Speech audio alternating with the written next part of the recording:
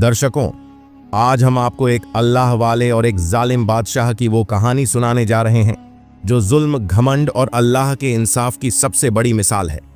ये वो जालिम बादशाह था जो रमजान शरीफ में मुसलमानों पर जुल्म करता था, जो उनके रोजे तोड़वाने के लिए जबरदस्ती पानी पिलाता था, जो मस्जिदों को गिराकर अपने नशे के अड्डे बनाता था और जो खुद को सबसे बड़ा हुक्मरान समझता था। तो आइए दर्शकों, देखते हैं कैसे एक अल्लाह वाले दरवेश ने कुफ्र के महल को हिलाकर रख दिया और कैसे उस बादशाह और उसके जालिम सिपाहियों का अंजाम इबरतनाक हुआ। यकीनन आज की यह दास्तान आपके दिलों को झंझोड़ कर रख देगी। दर्शकों, सुल्तनत महाराज वीर सिंह अपनी शान और शौकत के लिए मशहूर थी, लेकिन उसकी हुकूमत में इंसाफ सिर्फ हिंदू रियाया तक महदूद था। मुसलमानों के लिए यह जमीन एक कैद खाना बन चुकी थी, जहां उनके लिए जीना किसी इम्तिहान से कम नहीं था।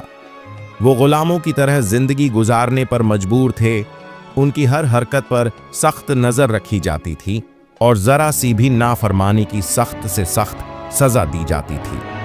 जब रमजान का चांद नजर आया तो मुसलमानों के घरों में खुशी की एक हल्की सी लहर दौड़ गई। वो खामोशी से सहरी करते, दरवाजे बंद करके कुरान पढ़ते और छुप छुप कर नमाज अदा करते। लेकिन यह खुशी ज्यादा देर तक कायम न रह सकी। सुबह होते ही बादशाह ने अपने दरबार में एक नया जालिमाना फरमान जारी कर दिया। जो कोई भी रोजा रखेगा उसे सख्त सजा दी जाएगी। जो पकड़ा जाएगा उसे अवाम के सामने इबरत बना दिया जाएगा। यह ऐलान सुनते ही मुसलमानों के चेहरों पर खौफ के साए छा गए। लेकिन यह पहला मौका नहीं था जब उन्हें जुल्म का सामना करना पड़ा। राजा वीर सिंह का जुल्म पहले भी अपनी हदें पार कर चुका था। महाराज वीर सिंह ने हुक्म दिया था कि पूरे इलाके की तमाम मस्जिदें बंद कर दी जाएं और जो कोई वहां इबादत के लिए आए उसे वहीं गिरफ्तार कर लिया जाए। कुछ साल पहले उसने इलाके की सबसे बड़ी मस्जिद को अस्तबल में तब्दील कर दिया था, जहां अब घोड़े बांधे जाते थे।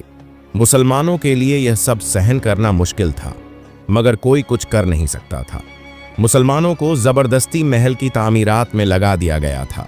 उन्हें सख्त धूप में बिना किसी उजरत के दिन रात काम करना पड़ता। जो कोई थक कर बैठ जाता उसे सिपाहियों के कोड़ों का सामना करना पड़ता। कुछ बूढ़े और कमजोर मुसलमान तो इसी जुल्म की शिद्दत की वजह से ही जान से हाथ धो बैठे थे। राजा वीर सिंह के सिपाही रमजान में खास तौर पर बाजारों में घूमते और जो भी कमजोर लगता उसका मुंह जबरदस्ती खोलकर पानी पिलाने की कोशिश करते। जो इनकार करता उसे बेरहमी से पीटा जाता और कुछ को जंजीरों में जकड़कर महल ले जाया जाता। हिंदू सरदारों और सिपाहियों को पूरी छूट थी कि वो मुस्लिम औरतों को बेपर्दा करके बाजारों में घसीट सकते थे। अगर किसी मुसलमान मर्द ने मज़ाहमत करने की कोशिश की तो उसे जिंदा जला दिया जाता था। ये सब कुछ देखकर मुसलमानों के दिल गम से भर चुके थे। वो खामोशी से अपने घरों में कैद रहते, बाहर निकलने से डरते और एक दूसरे को तसल्ली देते कि यह आजमाइश भी गुजर जाएगी। लेकिन जालिम का जुल्म बढ़ता ही जा रहा था। फिर अचानक उस इलाके में एक मर्द ए-हक जाहिर हुआ। किसी को कुछ भी नहीं पता था कि वो कहां से आया है। लोग उसे नूरुद्दीन फकीर के नाम से जानने लगे। वह एक अल्लाह वाला दरवेश था जो हमेशा सफेद लिबास में नजर आता। उसके चेहरे पर एक अजीब सी रोशनी थी और उसकी बातों में ऐसी असरंगेजी थी जो दिलों को नर्म कर देती थी। रमजान की पहली रात वो इलाके की सबसे पुरानी मस्जिद के पास बैठकर जिक्र कर रहा था। उसकी आंखों में सुकून था, मगर चेहरे पर फिक्र के आसार भी नुमायां थे। वो जानता था कि अब आजमाइश का वक्त है और अब जुल्म के खिलाफ कुछ करना होगा। यही वो रात थी जब एक बूढ़ी औरत रोती हुई नूरुद्दीन फकीर के पास आई और उसकी फरियाद ने नूरुद्दीन फकीर को एक बड़े इम्तिहान में डाल दिया। उसने अपनी फरियाद कुछ यूं सुनाई। रमजान की पहली सुबह थी और उसका बेटा यूसुफ रोजे से था। फजर के बाद उसकी मां ने उसे अपने पास बिठाया और नर्म लहजे में कहा, बेटा, आज काम पर मत जाना। राजा के सिपाही बहुत जालिम हैं, वो तुम्हें भी पकड़ सकते हैं। यूसुफ ने अपनी मां के कांपते हाथ थामे। अम्मा, अगर मैं काम पर ना गया तो हम सहरी और इफ्तारी कहां से करेंगे?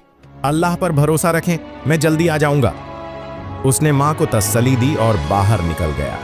उसकी मंजिल शहर के एक हिंदू रईस दीवानाथ का घर था, जहां वो दिन भर मजदूरी करता था।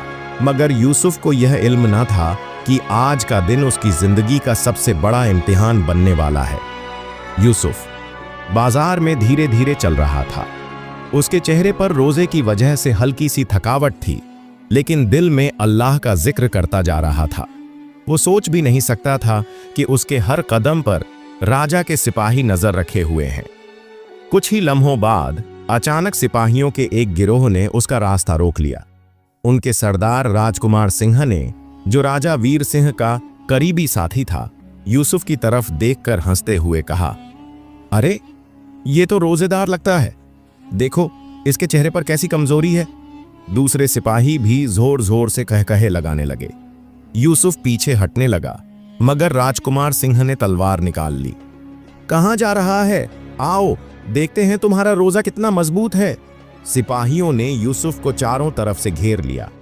एक सिपाही ने जबरदस्ती उसका जबड़ा पकड़कर मुंह खोलने की कोशिश की। चलो पानी पी लो, देखते हैं तुम्हारा खुदा तुम्हें कैसे बचाता है। यूसुफ ने गुस्से से सिपाही का हाथ झटक दिया। मुझे मेरे हाल पर छोड़ दो, मैं अल्लाह के हुक्म पर चल रहा हूं। यह सुनकर राजकुमार सिंह का चेहरा गुस्से से लाल हो गया। बहुत जबान चलती है, इसका रोजा तोड़वा दो या फिर इसे महल ले चलो। दूसरे सिपाहियों ने यूसुफ को पकड़कर घसीटना शुरू कर दिया। वो चीख कर बोला, मुझे छोड़ दो, मैंने कुछ नहीं किया। मगर सिपाहियों ने उस पर लातों और घूंसों की बारिश कर दी। पहले एक सिपाही ने उसके पेट में जोर से मुक्का मारा, फिर दूसरे ने उसके चेहरे पर जोरदार तमाचा जड़ा। यूसुफ का होंठ फट गया और खून बहने लगा, मगर उसके लबों पर अब भी अल्लाह का नाम था। अब भी रोजा रखोगे? एक सिपाही ने गुस्से से पूछा। यूसुफ ने मजबूती से जवाब दिया, मेरा जिस्म जख्मी हो सकता है, मगर मेरा ईमान नहीं। यह सुनकर राजकुमार सिंह और ज्यादा गुस्से में आ गया। ले चलो इसे राजा के दरबार में, देखते हैं वहां यह कितना हिम्मती बनता है। यूसुफ को घसीटते हुए सिपाही महल की तरफ ले जाने लगे। उसका चेहरा खून से तर था और उसके जिस्म पर जगह जगह जख्मों के निशान थे, मगर उसका ईमान अब भी मजबूत था। इधर यूसुफ की मां घर में बैठी दुआ कर रही थी कि अल्लाह उसके बेटे को सलामत रखे। मगर कुछ देर बाद मोहल्ले के किसी शख्स ने आकर उसे सब कुछ बता दिया कि कैसे यूसुफ को सिपाही मार पीट कर महल ले गए हैं। ये सुनते ही उसकी दुनिया अंधेर हो गई। बूढ़ी औरत फौरन अपने कांपते कदमों के साथ नूरुद्दीन फकीर की खानकाह की तरफ रवाना हुई। बाबा जी, मेरे बेटे को राजा के सिपाही उठाकर ले गए, वो रोजे से था और उसे मार मार कर महल ले गए हैं। आप कुछ करें बाबा, मैं बेवा हूं, मेरा इस दुनिया में कोई सहारा नहीं। नूरुद्दीन फकीर ने गहरी सांस ली और आंखें बंद कर लीं। कुछ लम्हों बाद उसने सुकून से कहा, जब जमीन पर जुल्म हद से बढ़ जाए तो आसमान से इंसाफ नाजिल होता है। बूढ़ी औरत हैरत से उसकी तरफ देखने लगी। बाबा, आप कुछ करेंगे ना? नूरुद्दीन फकीर ने मुस्कुराकर कहा, अल्लाह का वक्त करीब है, देखना वो कैसे फैसला करता है। यह कहकर वो खड़ा हो गया और महल की तरफ रवाना हो गया। रात गहरी हो चुकी थी, लेकिन महल की फजा में हंगामा बरपा था। महल के अंदर एक वसीया व अरीज दरबार में शराब के जाम गर्दिश कर रहे थे। महाराज वीर सिंह हाथी दांत से बनी अपनी सुनहरी मसंद पर अधलेटा था। उसके चेहरे पर गुरूर और सुरखी छाई हुई थी। वो शराब के नशे में झूम रहा था और उसके चारों तरफ मुजरिम, जुआरी और दरबारी मसखरे जमा थे, जो उसकी तफरीह के लिए हर किस्म के हुनर दिखा रहे थे। सामने कुछ सिपाही जंजीरों में जकड़े एक नौजवान को दरबार के बीचों बीच खींच कर ला रहे थे। वो नौजवान और कोई नहीं बल्कि यूसुफ था, जिसे दिन के वक्त राजकुमार सिंह और उसके सिपाहियों ने रोजे की हालत में मार पीट कर गिरफ्तार किया था। बादशाह ने नशे में झूमते हुए आंखें खोलीं और गुस्से से पूछा, ये कौन है? राजकुमार सिंह ने झुककर कहा, महाराज, ये एक नाफरमान मुसलमान है जो आज रोजे से था। हमने इसे पकड़कर आपके दरबार में पेश किया है ताकि आप खुद फैसला करें। बादशाह ने कहकहा लगाया, रोजा? हाँ हाँ हाँ, कौन सा रोजा? ये तो हिंदुओं की जमीन है, यहां कोई मुसलमान रोजा रखे, ये कैसे हो सकता है? यूसुफ ने मुश्किल से सर उठाया। उसके होंठों पर खून के निशान थे, मगर उसकी आंखों में खौफ नहीं बल्कि हिम्मत की चमक थी। मैंने कोई जुर्म नहीं किया, मैं सिर्फ अपने रब की इबादत कर रहा था। बादशाह ने गुस्से से मुट्ठी भींच ली। ये जमीन मेरी है, यहां वही होगा जो मैं चाहूंगा। तुम जैसे लोगों की हिम्मत कैसे हुई मेरे अहकाम की मुखालफत करने की? राजकुमार सिंह आगे बढ़ा। महाराज, मैं कहता हूं इसे यहीं दरबार में सबके सामने सजा दी जाए ताकि दूसरे मुसलमान भी डर जाएं। बादशाह ने शराब का एक और घूंट भरा और सर हिलाते हुए कहा, हाँ, कल सुबह इसकी गर्दन उड़ा दी जाए। यह सुनकर दरबार में मौजूद दरबारियों ने तालियां बजाईं और शराब का जश्न दोबारा शुरू हो गया। मगर उसी वक्त महल के दरवाजे पर एक बुलंद कद शख्स खड़ा था। उसके जिस्म पर सादा मगर साफ सुथरा लिबास था। उसका चेहरा नूरानी था और आंखों में एक ऐसी चमक थी जो देखने वाले को झुका देती थी। ये कोई और नहीं बल्कि नूरुद्दीन फकीर था, वही दरवेश, वही अल्लाह वाला, जिसके अल्फाज में तासीर थी और जिसकी दुआएं अर्श तक पहुंचती थीं। बूढ़ी मां की फरियाद सुनने के बाद वो सीधा महल की तरफ रवाना हो गया था। जैसे ही वो दरवाजे पर पहुंचा, महल के पहरेदारों ने उसे रोक लिया। यहां क्या करने आया है? एक सिपाही ने रौबत से पूछा। फकीर ने सुकून से जवाब दिया, मुझे महाराज वीर सिंह से मिलना है। सिपाही हंस पड़े। क्या? एक फकीर महाराज से मिलना चाहता है? तुझे मालूम नहीं कि यह महल आम लोगों के लिए नहीं? नूरुद्दीन फकीर ने एक गहरी नजर पहरेदार पर डाली और कहा, जब जालिम का वक्त करीब हो तो अल्लाह के बंदों को रोकना मुमकिन नहीं होता। उसके अल्फाज में ऐसी तासीर थी कि पहरेदार एक लम्हे के लिए कांप गए। उन्होंने एक दूसरे की तरफ देखा और बोले, अच्छा जा, लेकिन ज्यादा बकवास की तो गर्दन उड़ा दी जाएगी। जैसे ही नूरुद्दीन फकीर दरबार में दाखिल हुआ, महल में मौजूद रोशनी मद्धम पड़ने लगी। दरबारी जो हंसी मजाक में मशगूल थे, एकदम खामोश हो गए। ऐसा महसूस हो रहा था जैसे दरबार में कोई गैर मामूली चीज दाखिल हो गई हो। बादशाह की आंखें नशे में धुंधला रही थीं, लेकिन जैसे ही उसकी नजर नूरुद्दीन फकीर पर पड़ी, वो सीधा होकर बैठ गया। ये कौन है? नूरुद्दीन फकीर आहिस्ता आहिस्ता आगे बढ़ा और राजा के सामने खड़ा हो गया। उसकी आवाज में कोई खौफ नहीं था बल्कि सुकून था। वीर सिंह, ये जमीन अल्लाह की है, तुम्हारी नहीं। जुल्म की हुकूमत ज्यादा देर नहीं चलती। दरबार में खामोशी छा गई। राजा ने हैरत और गुस्से से फकीर को घूरा। क्या बकता है? ये जमीन मेरी है, यहां मैं फैसला करता हूं। फकीर ने नरमी से कहा, तुम समझते हो कि तुम जमीन के बादशाह हो, लेकिन असल बादशाह सिर्फ अल्लाह है। तुम्हारा वक्त करीब आ रहा है वीर सिंह। यह सुनकर बादशाह का गुस्सा आसमान छूने लगा। तुझे लगता है कि मैं तुझ जैसे फकीरों की बकवास पर यकीन कर लूंगा? फकीर ने मुस्कुराकर जवाब दिया, यकीन न कर, मगर वक्त आने पर सच्चाई खुद को जाहिर कर देगी। बादशाह अब शदीद गुस्से में आ चुका था। वो चाहता था कि इस फकीर को अभी और इसी वक्त खत्म कर दिया जाए। बादशाह ने चीख कर हुक्म दिया, इस गुस्ताख को गिरफ्तार कर लो। मैं देखना चाहता हूं कि इसका खुदा इसे कैसे बचाता है। सिपाहियों ने फौरन नूरुद्दीन फकीर को पकड़ने की कोशिश की, लेकिन जैसे ही उन्होंने उसे हाथ लगाया, एक अजीब सी झुरझुरी उनके जिस्म में दौड़ गई। कुछ सिपाही पीछे हट गए, मगर राजा ने फिर हुक्म दिया, बकवास बंद करो, इसे तहखाने में डाल दो और कल सुबह यूसुफ के साथ इसका भी सर कलम कर दो। सिपाहियों ने जबरदस्ती नूरुद्दीन फकीर को जंजीरों में जकड़ लिया और घसीटते हुए कैद खाने में ले गए। जब फकीर को ले जाया जा रहा था तो दरबार में मौजूद कुछ लोगों के दिलों में अजीब सा खौफ पैदा हो गया।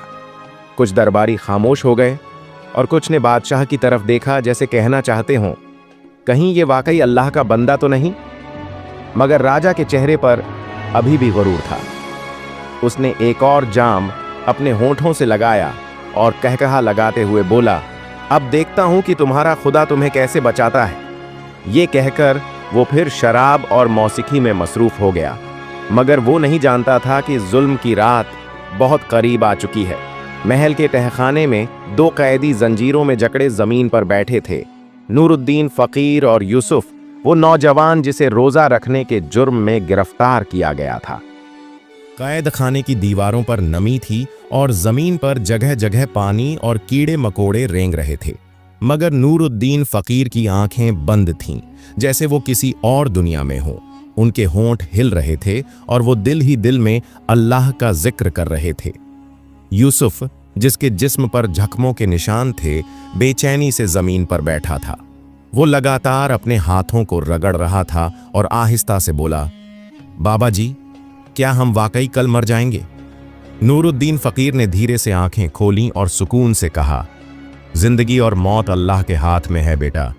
जालिमों का वक्त भी पूरा होने वाला है और सुबह एक नई रोशनी लेकर आएगी। यूसुफ ने हैरत से फकीर को देखा। मगर बाबा जी, राजा के पास सिपाही हैं, ताकत है, हथियार हैं और हम जंजीरों में कैद हैं। हमें कौन बचाएगा? नूरुद्दीन फकीर ने मुस्कुराकर कहा, तुम्हें यकीन नहीं है कि अल्लाह हर चीज पर कादिर है? जब जमीन पर जुल्म हद से बढ़ जाता है तो आसमान से फैसला नाजिल होता है। यह सुनते ही यूसुफ की आंखों में आंसू आ गए।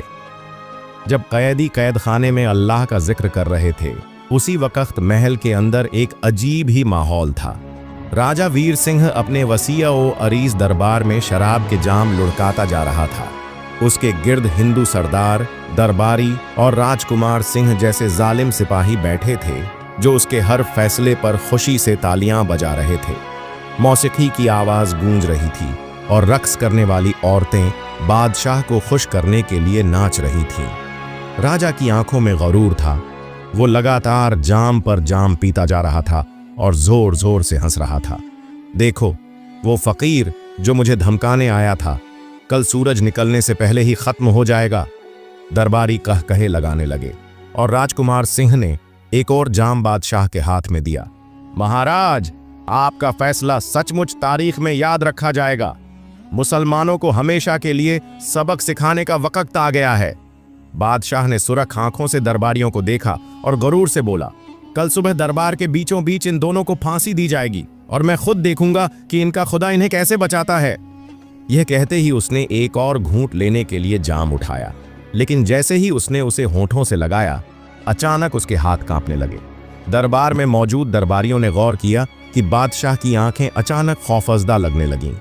उसके चेहरे का रंग पीला पड़ गया था और उसका जिस्म पसीने से भीग गया था। महाराज, क्या हुआ? राजकुमार सिंह ने फिक्रमंद होकर पूछा। बादशाह ने घबराकर जाम नीचे रखा और दीवारों की तरफ देखा, जैसे वो किसी चीज को तलाश कर रहा हो। यहां कुछ है? कोई मुझे देख रहा है? दरबारी एक दूसरे को देखने लगे, क्योंकि उन्हें कुछ भी नजर नहीं आ रहा था। लेकिन बादशाह पसीने से लथपथ था, उसकी सांस तेज हो रही थी। वो फकीर कुछ कर रहा है, बादशाह ने चीख कर कहा और एकदम खड़ा हो गया। उसी वक्त कैदखाने में एक अजीब मंजर रोनुमा हो रहा था। यूसुफ की आंखों से आंसू बह रहे थे और वो दिल ही दिल में अल्लाह को याद कर रहा था। अचानक उसने देखा कि नूरुद्दीन फकीर की आंखों से एक रोशनी सी फूट रही है। दीवारें हल्की हल्की लरजने लगीं और जंजीरें हिलना शुरू हो गईं। कैदा खाने में एक अजीब सा नूर फैलने लगा।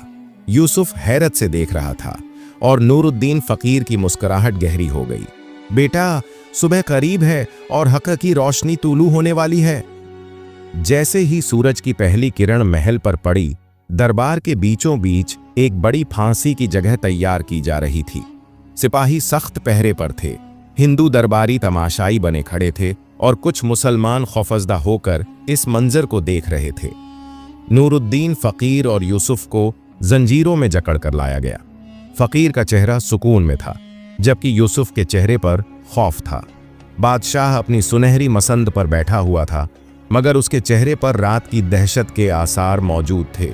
वो रात भर सो नहीं पाया था। उसकी आंखें सुरख और भारी लग रही थीं, जैसे वो पूरी रात किसी खौफ में मुबतला रहा हो। चलो, सजा शुरू करो, बादशाह ने ऊंची आवाज में हुक्म दिया, मगर उसके अल्फाज में पहली जैसी ताकत नहीं थी। सिपाहियों ने नूरुद्दीन फकीर को तख्तेदार की तरफ धकेला, मगर जैसे ही वो तख्ते पर चढ़े, अचानक हवा की रफ्तार तेज होने लगी। दरबार में बैठे लोग हैरान होकर एक दूसरे को देखने लगे। बादल घने होने लगे, आसमान पर एक अजीब सी तब्दीली नजर आ रही थी।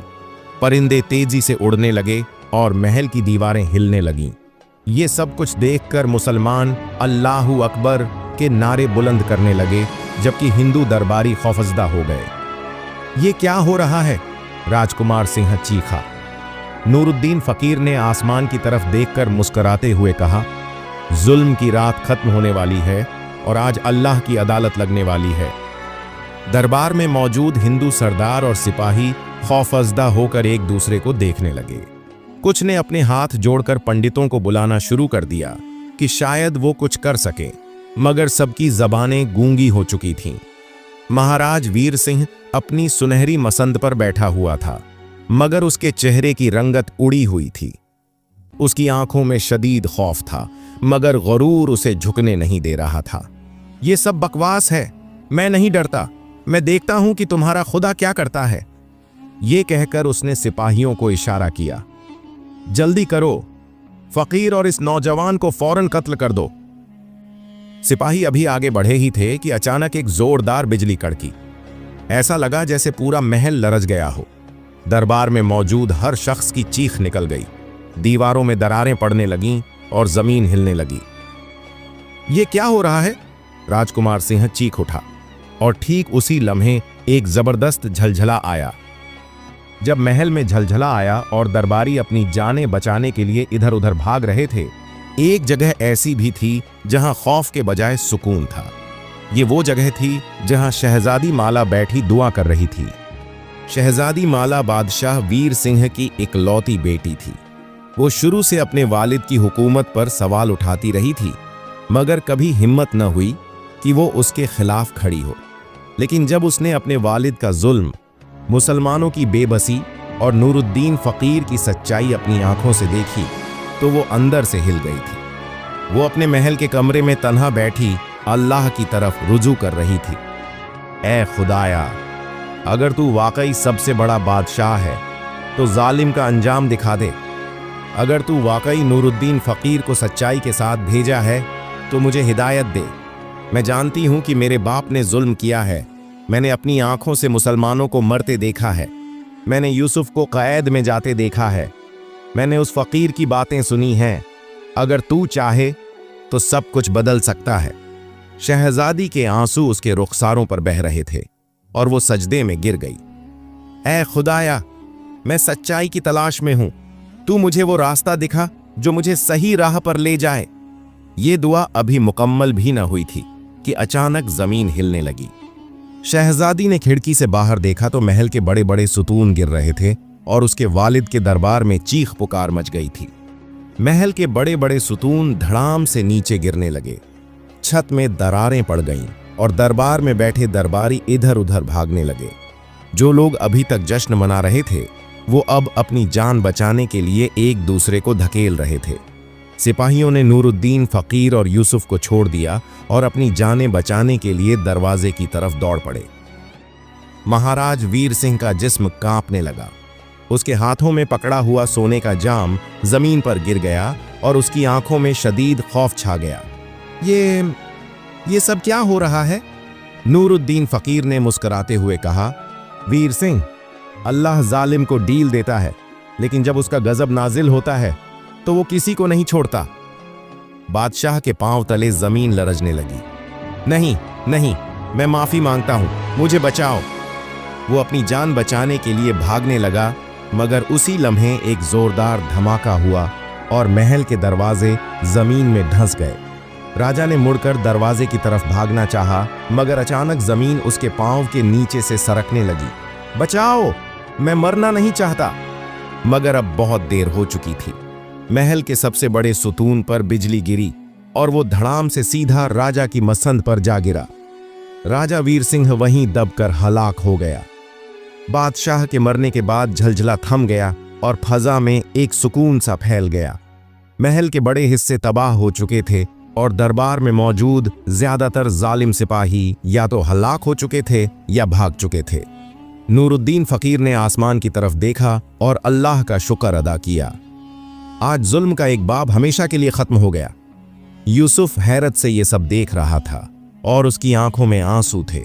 मुसलमान जो कई सालों से जुल्म सह रहे थे, वो महल की तबाही की खबर सुनकर अल्लाह का शुक्र अदा करने लगे।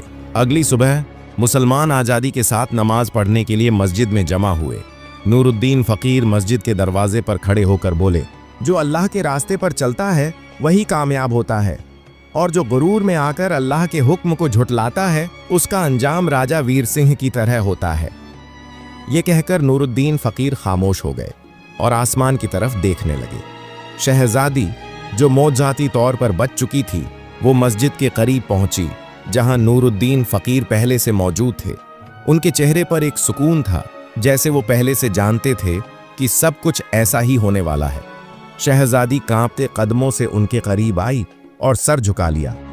बाबा जी, क्या वाकई अल्लाह ने मेरे वालिद को सजा दे दी?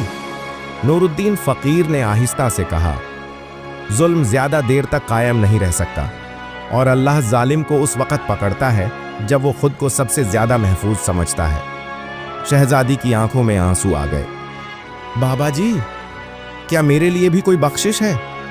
मेरा बाप तो जालिम था, लेकिन मैंने कभी किसी पर जुल्म नहीं किया। मैं हमेशा सच्चाई की तलाश में रही, मगर हिम्मत नहीं हुई कि अपने वालिद के खिलाफ कुछ कह सकूं। फ़कीर ने उसकी तरफ देखा और नरमी से कहा, जो हक़ की तलाश में निकले, अल्लाह उसका रास्ता खुद हमवार कर देता है। अगर तुम सच्चाई की तरफ आना चाहती हो तो दरवाजे खुले हैं। शहजादी जमीन पर बैठ गई। मुझे बताइए, मैं क्या करूं? नूरुद्दीन फ़कीर ने आसमान की तरफ देखा और कहा, जो अल्लाह को अपना बादशाह मान ले वही कामयाब होता है। अगर तुम चाहती हो कि तुम्हारी बख्शिश हो तो इस्लाम कबूल कर लो और अल्लाह के दीन पर चलो। शहजादी का जिस्म कांपने लगा। वो जानती थी कि अगर उसने इस्लाम कबूल कर लिया तो हिंदू ब्राह्मण उसे कबूल नहीं करेंगे और उसके वालिद के बच जाने वाले सिपाही उसके दुश्मन बन जाएंगे। लेकिन अब उसके दिल में खौफ नहीं था, क्योंकि वो जान चुकी थी कि सच्चाई कहाँ है। उसने सर झुकाया और कहा, मैं गवाही देती हूं कि अल्लाह के सिवा कोई माबूद नहीं और मोहम्मद सल्लल्लाहु अलैहि वसल्लम अल्लाह के आखिरी रसूल हैं। नूरुद्दीन फ़कीर ने मुस्कुराकर कहा, आज एक और दिल ने सच्चाई की रोशनी देख ली। मुसलमानों ने अल्लाहु अकबर का नारा बुलंद किया और वो हिंदू सल्तनत एक मुस्लिम सल्तनत में तब्दील हो गई। यही अल्लाह की कुदरत है जो जुल्म को हमेशा के लिए ख़त्म कर देती है। कुछ दिन बाद जब शहर में अमन कायम हो गया तो नूरुद्दीन फ़कीर ने अपने साथियों से कहा, मेरा काम यहाँ ख़त्म हो गया है, अब मुझे अगली मंजिल की तरफ जाना है। यूसुफ रोते हुए बोला, बाबा जी, हमें छोड़कर मत जाइए। फ़कीर ने मुस्करा कर कहा, बेटा, रोशनी कभी एक जगह नहीं रुकती, उसे हमेशा फैलना होता है। ये कहकर वो एक सुनसान रास्ते पर निकल पड़े और फिर कभी वापस ना आए, मगर उनकी बातें, उनकी दुआएं और उनका ईमान हमेशा जिंदा रहा। तो नाजरीन, ये थी हमारी आज की वीडियो। अगर वीडियो अच्छी लगी हो तो इसे लाइक करें और अपने दोस्तों और अहबाब से भी ज़्यादा शेयर करें। जज़ाक अल्लाह।